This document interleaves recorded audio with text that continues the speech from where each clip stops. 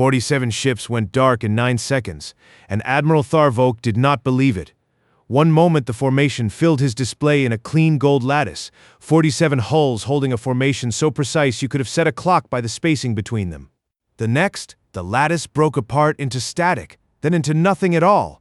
No debris, no distress call, no warning shot from an enemy that anyone could name, just absence spreading outward from the center of the fleet like a stain. Tharvok commanded the Zilari flagship Sovereign's Wrath, and in 3,000 years of Dominion conquest, no officer serving under his banner had ever lost a capital ship. 19 campaigns, 4 worlds taken by force. Not one loss. Not one retreat. Not one battle where the Dominion's banner came down before the enemy's did. He had scars to prove the campaigns, and a service record to prove the rest, and both had made him certain of exactly one thing. Nothing left in this galaxy could still surprise him. The Zarak Nebula was about to prove him wrong. 12,000 crew filled the flagship's decks, moving through corridors that smelled of ozone and burnt coolant. The smell every Zilari officer learned early to associate with a fleet running hot and pushing hard. Tharvok stood at the center of the bridge, 6 fingers spread wide against the polished rail, watching gold hulls glide into a wall of ionized cloud that glowed the slow, bruised color of something healing badly. The nebula stretched 47 light-years across, a curtain of ancient stellar dust wrapped around a dead star nobody in the Dominion had bothered to study. It was beautiful, in the detached way that dangerous things are beautiful. Tharvok had never once let beauty slow him down. 40 minutes earlier, a human voice had come through on an open channel, flat, unhurried, the cadence of someone mentioning rain in the forecast rather than warning off a war fleet. Admiral Tharvok, we advise against approaching the core. The anomaly is unstable. No pleading in it, no fear laced through the words. Just a fact, stated once and never repeated. Tharvok had laughed at that. A species with no capital ships of its own, warning the Dominion about weather. Do they take us for children? He'd said to his second, Commander Vrask, who had the good sense not to answer. 12 systems and not a single warship worth naming. And they think a warning changes anything. He had keyed the comm himself just to make his answer plain. Noted, he'd said, and nothing else. And then he had ordered the fleet forward, straight toward the glowing core the humans wanted him to avoid. Now the gold lattice on his display was gone, and in its place sat a silence with no explanation attached to it. Tharvok stared at the empty patch of cloud where a fleet used to be.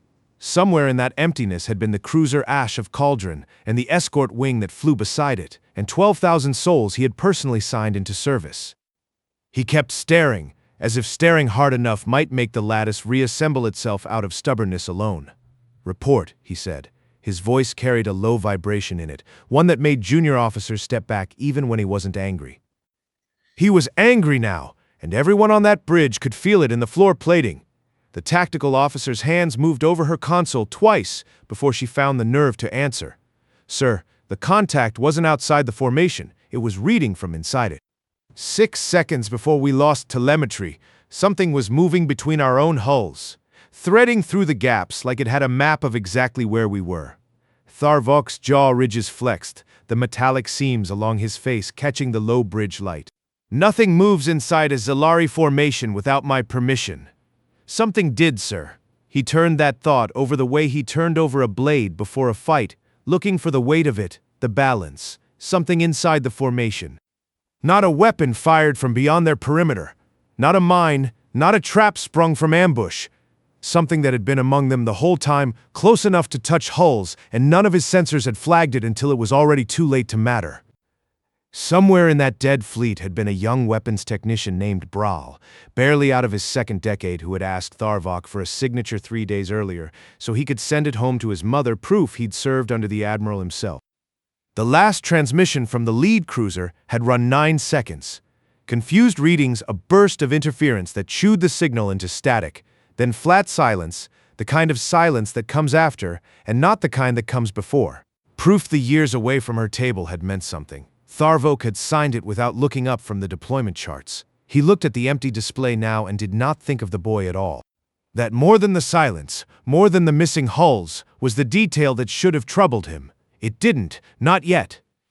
Signal the conclave, he said finally, each word measured out like currency he resented spending. Tell them the Dominion has suffered an unexplained tactical loss in the Zarak Nebula. Do not use the word defeat. I wish I could tell you the Dominion learned something that day. It didn't, not yet. But the lesson was already on its way toward them, and it had all the patience in the world. 3 months later, the Conclave's spire convened its emergency session, and the chamber that had governed 46 species for 9,000 years could not agree on what it was looking at.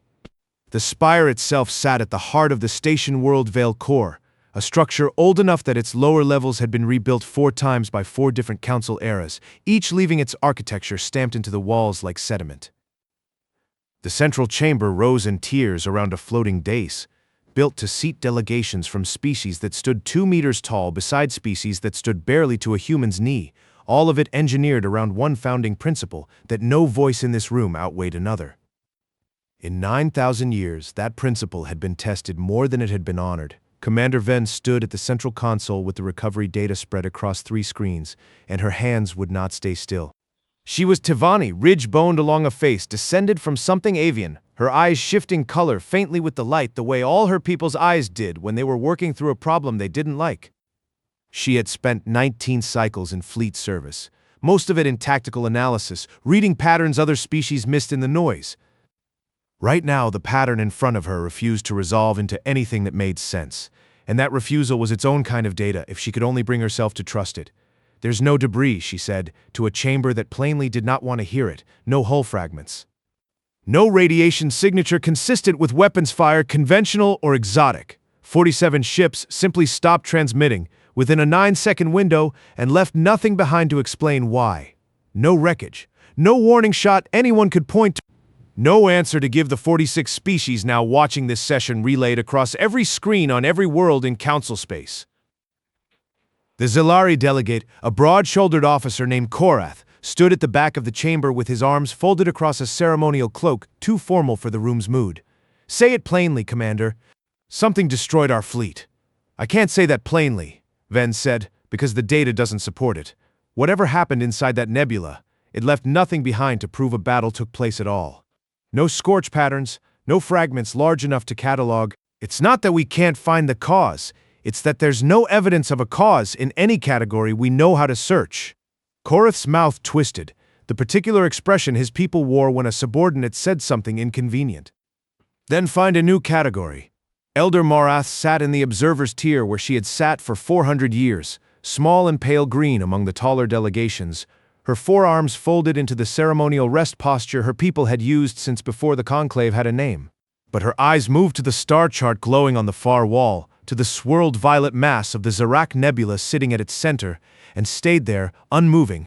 She was Muran, and she had outlived 3 generations of council members who had come and gone through this chamber, and in 40 sessions she had said almost nothing.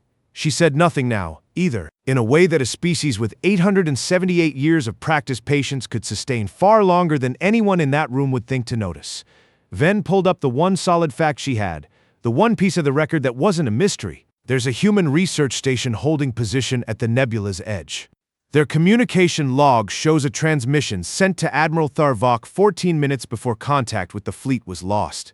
She read the message aloud, the same flat, unhurried words the Admiral had ignored. We advise against approaching the core. The anomaly is unstable. They warned him, on record. 14 minutes of lid time, and the warning was specific enough to name the exact region where the loss occurred. Korath's jaw tightened until the ridges along it stood out sharp. A survey outpost.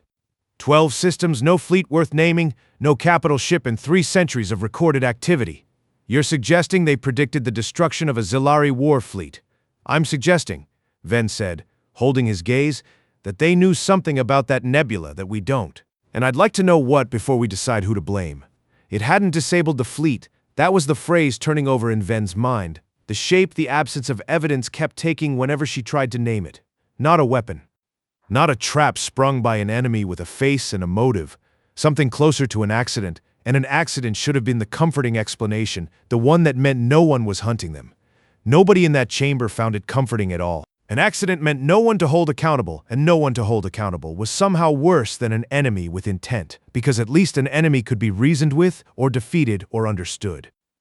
The Council will authorize a recovery mission, said the presiding delegate, a tall council elder whose species Ven had stopped bothering to identify by species alone years ago, learning instead to read individuals. Commander Ven will lead the tactical assessment. Minimum footprint, until we understand what we're dealing with. And if the humans knew enough to warn us, Korath said. 3 ships. Perhaps the council should ask why a 12-system survey outpost has been sitting on that particular stretch of nebula long enough to know its mood so well. Elder Morath's eyes finally left the star chart. She looked at Korath for a long moment, 400 years of silence behind the look, and said nothing at all. But something in her posture shifted, small, almost nothing, the kind of movement that only a species built for patience would think worth making. The human survey vessel HRS The Keep held position at the nebula's outer edge, running dark. Ven saw it and filed it away without understanding what it meant. She would understand later. Everyone would. You'll want to hear how this ends. I promise you, it isn't what the council expected. Sensors angled inward toward the ancient stellar corpse buried at its heart. A star that had died 3.8 million years before any species in this chamber had learned to write its own history down. Captain Aris Thorne stood on a bridge built for a crew a fraction the size of a Zilari cruiser's in a uniform gone soft and pale from years of wear, watching 3 Tevani recovery ships approach through the glowing dust on his main display.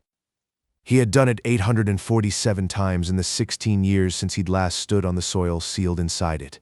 He touched the velvet pouch at his belt without looking down at it. The way a man checks that his own hand is still attached to his arm, an old habit worn smooth by repetition until it no longer registered as a choice. A ranch in New Mexico he hadn't seen since he was a younger man with fewer gray hairs at his temples and a different idea of how long a survey posting could stretch. They think we're a warship, he said, to no one in particular, though his navigator was close enough to hear. Her hands carried a fine tremor these days, not from fear. Chen had never once been afraid of the nebula, not in 9 years serving alongside Thorne inside it, but from 87 days without anything close to real sleep. We're not. We're a survey vessel that's been sitting in one spot for 1,400 years. That's a very different kind of dangerous, and it's the kind they haven't got a category for yet. Lieutenant Commander Sora Chen didn't look up from her console. Nobody gave them the map. Thorne watched the lead Tevani ship's trajectory tick across his display, a slow drift toward a stretch of space that looked, on every conventional sensor reading, like nothing at all, and was, in fact, the most dangerous patch of the entire nebula. The toll of running skeleton shifts, while the Council's investigation crawled forward 1 cautious inch at a time. Their course line just bent, she said, ever so slightly, toward the same gravity shear that swallowed the Zilari fleet. They don't know it's there. A gravitational fold 3 centuries of Council navigation charts had never accounted for. The Keep had known about that fold for longer than most Council species had known about the Keep. Then we tell them, Thorne said. Once, he didn't reach for a weapon. He reached for the comm instead, and keyed it open, and thought, not for the first time and not without a tired kind of humor, about how strange it was that the most useful thing his ship had ever done for this galaxy would look, from the outside. There wasn't one worth reaching for, not on a ship built to watch and record and wait, not fight. Exactly like doing nothing at all for 1,400 years. You are approaching a gravitational anomaly that will not appear on your instruments until you are already inside it. For a long moment, nothing answered him but the low hum of his own bridge, and the soft click of Chen's fingers against her console, and the quiet. Unknown vessels, this is HRS The Keep, he said, his voice carrying the same flat, unhurried cadence that had gone unheeded once already, 40 minutes before 47 ships stopped answering. Adjust your heading 11 degrees to starboard. Patient wait of a nebula that had been keeping this particular secret for 3.8 million years and did not seem inclined to give it up easily to anyone who hadn't earned the right to see it. The Tevani lead ship's course line held steady for 3 full seconds after Thorne's warning went out, and in those 3 seconds he learned everything he needed to know about how seriously they took a human voice on an open channel. Then it bent. 11 degrees to starboard, exactly as he'd asked, the whole formation correcting behind it, like a flock finding the wind. They're listening, Chen said, something like relief loosening her shoulders for the first time in days. They're cautious, Thorne said. That's not the same thing. Cautious people ask questions before they trust an answer. He was right. The question came through 30 seconds later, and it wasn't polite. RS The Keep. This is Commander Ven, Tevani Recovery Command. A voice clipped tight with the discipline of someone used to giving orders and having them obeyed without argument. You've just issued a navigational correction to a council fleet without authorization. Explain how a 12-system survey vessel has more accurate charts of this nebula than the Conclave's own cartography division. Thorne exchanged a look with Chen. Neither of them smiled exactly, but something close to it passed between them. I'd suggest you run it before your lead ship gets any closer to where our other fleet went dark. The packet went out short and dense, a burst of compressed observation that carried more weight than its size suggested. 3 centuries of council navigation error. We've had time to draw better ones, he said. 1400 years is a long while to sit in one place, Commander. You start to notice things. Prove it, he'd expected that too. Sending a data packet now. It'll rewrite your gravity model for this sector. On the Tavani Bridge, 40 light seconds away, Ven watched her own charts redraw themselves in real time. Quietly corrected in the time it took to say the sentence explaining it. The gravitational contour of the nebula's inner shear shifting from a shape her instruments had always shown her into a shape that didn't match anything in the Council's 300-year archive. It didn't disable her ship, it corrected it. That distinction sat wrong in her chest for a long moment. The way a true thing sometimes sits wrong before you've decided whether to trust it. A weapon takes something from you. This had given her something instead, a map more accurate than the one she'd trusted her whole career, and she didn't know yet whether that made it more or less dangerous than an attack would have been. Our gravity model was wrong, she said slowly, more to herself than to anyone on her bridge. It's been wrong for 300 years. And they knew. Her tactical officer, a younger Tavani named Is, leaned toward his console like the numbers might explain themselves if he got close enough. Commander, if their data's accurate, the anomaly that took the Zilari fleet isn't where our own charts place it. It's 40 kilometers closer to the core, which means Tharvok's ships didn't wander into a known hazard. They were following a chart that was already broken before they ever entered the nebula. Ven stared at the corrected model a moment longer, then opened the channel again. The Keep. Why does a survey vessel carry a threat assessment precise enough to save a fleet it's never met? There was a pause on the human end, long enough that Ven wondered if the question had offended him. It hadn't. Thorne was choosing his words the way a man chooses them when he said a version of this sentence before and it never quite lands the way he means it to. Because that's the job, he said finally. We watch, we record. We've been doing it since before your conclave had a name for this region of space. You call it a survey posting, we call it the only kind of strength that outlasts a war. He didn't say more than that and Ven didn't push. But she carried the sentence with her when the channel closed, turning it over the way she'd turned over the missing wreckage 3 months earlier, looking for the shape underneath it. The conclave spire received Ven's report within the hour, and Korath was on his feet before the delegate presiding had finished reading it aloud. A human vessel altered the navigational data of a sanctioned council fleet, he said, without authorization. I call it a demonstration. A demonstration of what? Ven said, patched in live from the recovery ship, her voice carrying the particular fatigue of someone who had been awake explaining the same evidence to increasingly unwilling ears. Without disclosure of how it obtained information the Dominion's own survey corps could not produce. I don't call that assistance. Would you prefer that they'd let your fleet drift into the same anomaly that killed 47 Jilari ships? Because that was the alternative. Delegate, I watched the correction happen. It saved 3 ships that would otherwise be joining the wreckage count. There is no wreckage count? Korath said. That is precisely the point everyone in this chamber keeps refusing to sit with. They vanished cleanly, the way a demonstration is meant to vanish something, to prove a capability without the mess of proving it twice. Elder Marath's eyes moved from the star chart to Korath, and stayed there this time. 47 ships did not explode. They did not burn.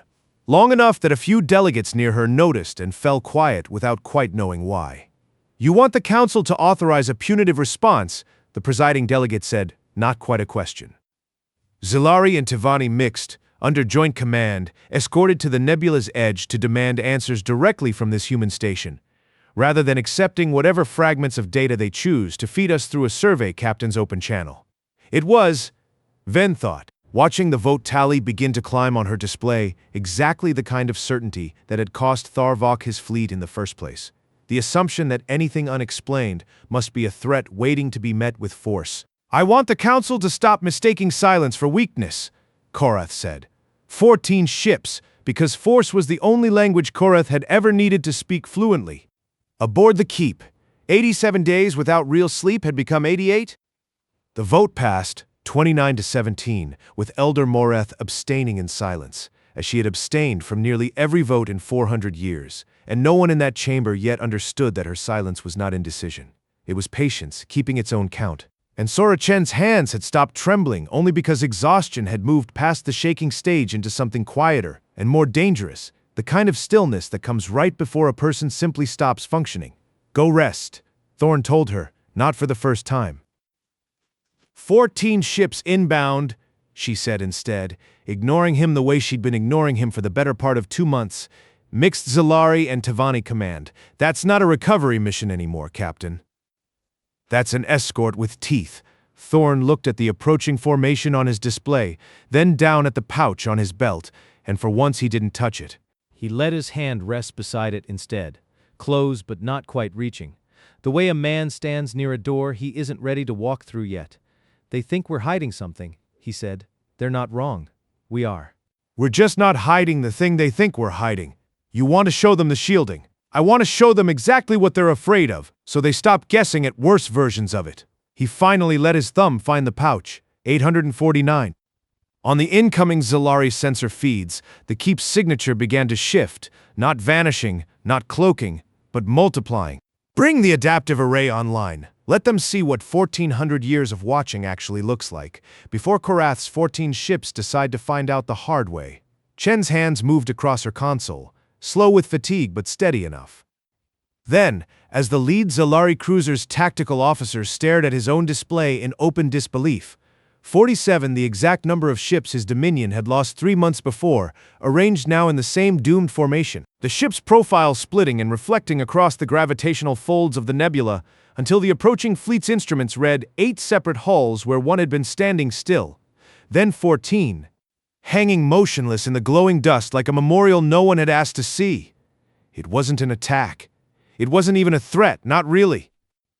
It was a mirror, held up at exactly the angle needed to make the fleet commanding that mirror understand, all at once and without a single shot fired, that the thing they'd been hunting for 3 months had never been hiding from them at all. It had been showing them the entire time exactly where they'd gone wrong. The Zalari cruiser's weapons officer broke radio silence with a single question, his voice cracking with something that wasn't quite fear and wasn't quite awe. Command, are they attacking or are they teaching?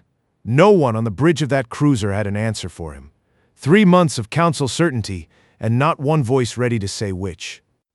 Nobody answered the weapons officer's question, and the silence that followed was its own kind of answer, the wrong kind, the kind that let Korath make the call before anyone slower or wiser could stop him.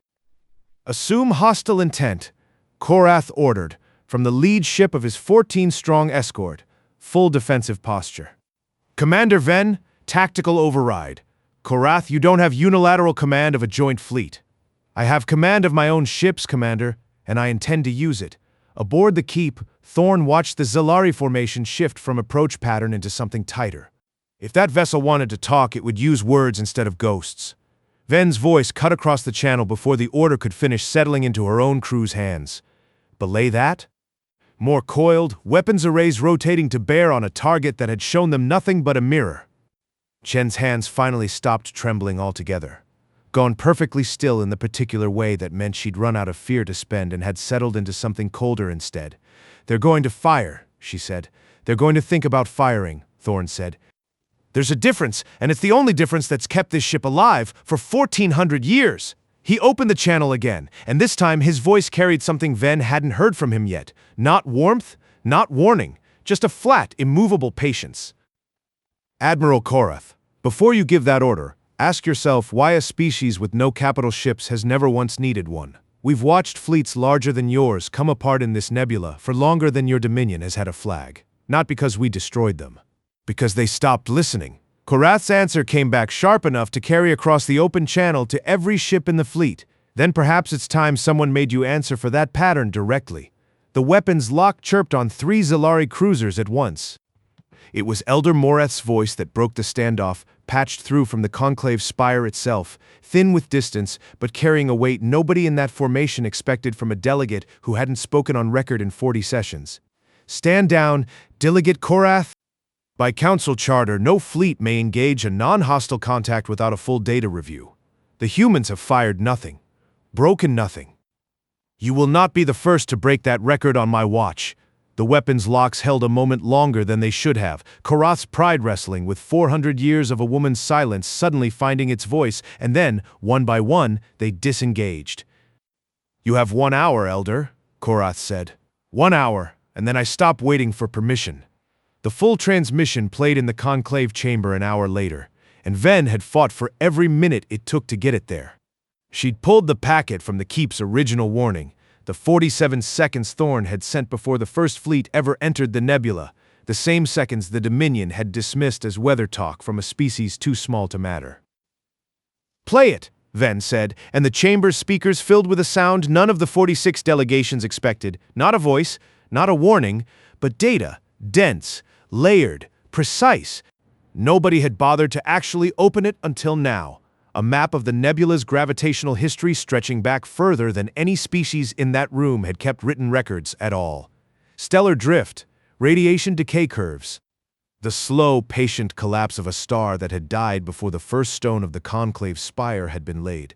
That's not a threat assessment, Is said, staring at the readout scrolling past faster than his eyes could follow. That's a survey, a continuous one.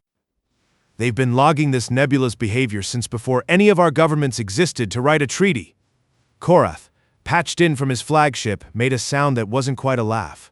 So they're patient. That doesn't explain 47 ships. It explains everything, Ven said, and for the first time in 3 months of chasing an answer that kept slipping away from her, she felt the shape of it finally settle into place. Run the timestamp against Tharvok's entry point, down to the second. The chamber did. The numbers lined up with a precision that made the room go quiet in a way 3 months of argument hadn't managed. They knew, Ven said, not guessed. Knew, to the second, when Tharvok's fleet would cross into the dangerous phase of the anomaly cycle. They tried to warn him 14 minutes out. He didn't listen, and they kept recording anyway, not to prove they were right, but because that's simply what they do. They watch, they log, they wait to be believed. Korath's silence, for once, wasn't defiance. It was the sound of a man doing arithmetic he didn't want to finish. Aboard the Keep, Thorn sat alone in the small galley off the bridge, the first quiet he'd had in 88 days, and poured himself half a cup of water from the recycler he never quite trusted to taste right. He didn't drink it. He set it on the table and looked at it, the way a man looks at something ordinary while his mind is somewhere else entirely. Chen found him there. Council's gone quiet. Ven's pushing them toward a full stand-down. Good, Thorn said, and reached, without quite deciding to, for the pouch at his belt. His thumb rested against the worn velvet, not moving. 850. He hadn't untied that knot in 16 years, and sitting here now, with the whole council finally listening for the first time in 1400 years, he found he still wasn't ready to. You could tell them the rest, Chen said. Why we really stay. They'll get there, he said. Everybody gets there eventually. It just takes some species longer than others to stop mistaking silence for nothing. He left the water untouched and went back to the bridge. The rehook came from a voice that hadn't spoken since beat 1. Sora Chen had said little across 3 months of this mission beyond status reports and quiet argument with her captain about sleep, but now, staring at a secondary readout that had been running in the background since Thorn's transmission first went out, she went very still. Captain. Her voice had changed. Not fear. Something closer to disbelief. The 47-second packet we sent, it wasn't just gravitational data. There's a signature buried under the survey record. A repeating pattern embedded every few seconds going back as far as our own archive runs. Thorn turned from the display he'd been watching. Defined pattern, it's not ours, Chen said. It's not Zalari, not Tivani, not anything in the Council's species register. We've been recording the nebula's history for 1400 years, Captain, and for every one of those years, so has something else. The number that mattered here wasn't a number at all anymore. Whatever it is, it's older than the survey. Older than us being here at all. Not something you could count on your fingers or log on a chart. It was the sudden, quiet certainty that the Keep had never been the oldest watcher in that nebula, only the newest one to notice it wasn't alone. Thorn didn't reach for the pouch this time. His hand stayed flat against the console, still, The way a man's hand goes still right before he understands something he can't yet say out loud. "Don't send that to the council," he said. "Not yet. Not until we know what we're telling them they're not alone with." Ven didn't wait for Thorn to decide when the council was ready. She turned to Elder Morath instead, because 40 sessions of silence had just become the only voice in that chamber nobody had learned to argue with. "Elder, the timestamp evidence is on record. The council needs someone who isn't wearing a uniform to say what it means." Morath rose from the observer's tier for the first time in 400 years of sessions, and the chamber went quiet the way a room goes quiet when something ancient finally decides to move. "They were never counting ships," she said. Her voice carried none of Korath's weight, none of Tharvok's low vibration, and it didn't need to. They were counting seconds. The humans knew exactly when Tharvok's fleet would enter the anomaly's dangerous phase. They tried to warn him, he did not listen, and they recorded it anyway, recorded everything, because they have been writing the history of this galaxy longer than we have been reading it. 46 delegations, 9,000 years of governance. Not one voice answered her. "We built this chamber to weigh power in fleets," Morath went on, "in worlds taken, in campaigns won, in the number of ships a species could put between itself and a threat. We never once asked what it costs a species to simply watch, and keep watching, for longer than most of us have kept written records at all. That is not weakness. It is the only kind of strength that outlasts the ones who mistake it for weakness." On the flagship Sovereign's Wrath, Admiral Tharvok stood before his own bridge crew and said nothing at all. The first silence of his career that wasn't a tactic. 3,000 years of Zalari certainty had taught him to measure every threat by what it could take from him. It had never once taught him to measure a species by what it chose to give, unasked, to strangers who hadn't earned it yet. He looked at the empty patch of space, where 47 ships had vanished 9 seconds after entering a nebula. He'd been warned once not to enter, and for the first time in 19 campaigns he had no order left to give. You were simply too proud to take the lesson the first time it was offered. Aboard the keep, Thorn watched the council feed with Chen at his shoulder, the buried signature she'd found still sitting unsent in the ship's queue. Korath's voice came through, smaller now than it had been an hour earlier. "Then what were we chasing, Elder? If not a weapon, an education," Morath said. A second mystery neither of them was ready to hand the conclave alongside the first. "They're standing down," Chen said. "Korath's fleet just broke formation." Thorn let out a breath he hadn't noticed holding. He reached for the pouch at his belt, not the small habitual touch he'd repeated 850 times, but something slower, more deliberate, his fingers finding the double knot at the drawstring, and for the first time in 16 years, working it loose. Chen watched him do it and didn't ask why. Some things didn't need asking. He poured a small measure of soil into his open palm, dark, dry, unremarkable to look at, 12 grams of a New Mexico ranch he hadn't stood on since he was a younger man who'd believed a survey posting would last a handful of years instead of most of a life. He'd carried it the way some captains carried a name, or a photograph, or a promise made to someone who couldn't hold him to it anymore. Not as a weapon, not as data. Just as a place to come back to, on the nights the nebula's silence got too large to sit inside alone. "Open a channel to the spire," he said, direct line. "Elder Morath," she answered from the observer's tier, the chamber emptying slowly around her as delegations filed out, still arguing among themselves about what they'd just watched a species do without firing a shot. "Captain Thorn," she said, "you have my attention." He didn't explain the buried signature. That was a different truth, for a different day, and some things a galaxy wasn't ready to be handed twice in one afternoon. Instead, he held the pouch up to his own bridge's camera, soil still resting in his open palm, the knot undone for the first time in 16 years. "You asked what we found in this nebula," he said. "The truth is, we weren't looking for anything. We were just here, watching, long enough that eventually something worth seeing found us instead. We weren't counting hulls, Elder. We were measuring moments, 1,400 years of them. And every single one we kept, because someday somebody was going to need to know they happened." Morath's 4 hands came together in a gesture Thorn didn't recognize, but understood anyway. "This is what you guarded," she said quietly. "Not a star. His name stayed on the Dominion's records, but not at the head of a formation again, not because anyone stripped it from him, but because 3,000 years of certainty had finally met something it couldn't outconquer. A place to return to." "Something like that," Thorn said, and closed his fingers gently around the soil, and did not tie the knot again. The Zilari fleet withdrew from the Zarak Nebula within the day, and Admiral Tharvok did not command the escort that led it out. And a species built entirely around winning had no ritual for simply being wrong. Korath remained on the council, chastened, arguing smaller points in smaller rooms, the 14-ship escort quietly reassigned to a border he no longer commanded personally. The keep stayed exactly where it had always been. Elder Morath returned to the observer's tier the next session, and the one after that, and in the quiet hours between them she played the 47-second transmission again, the 7th time now, though she'd stopped counting after the 4th.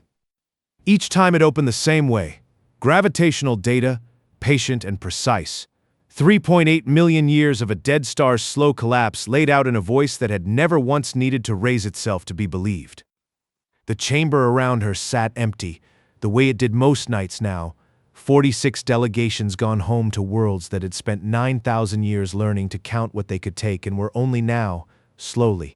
She thought of the pouch, and the untied knot, and the soil that would never be measured or logged or turned into data at all, because some things were never meant to be evidence, they were only meant to be kept, starting to wonder what it might mean to count what they'd chosen to keep instead.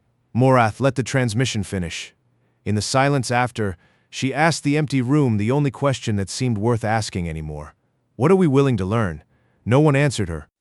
Somewhere past the edge of council space, HRS the Keep held its quiet position at the mouth of the Zarak Nebula.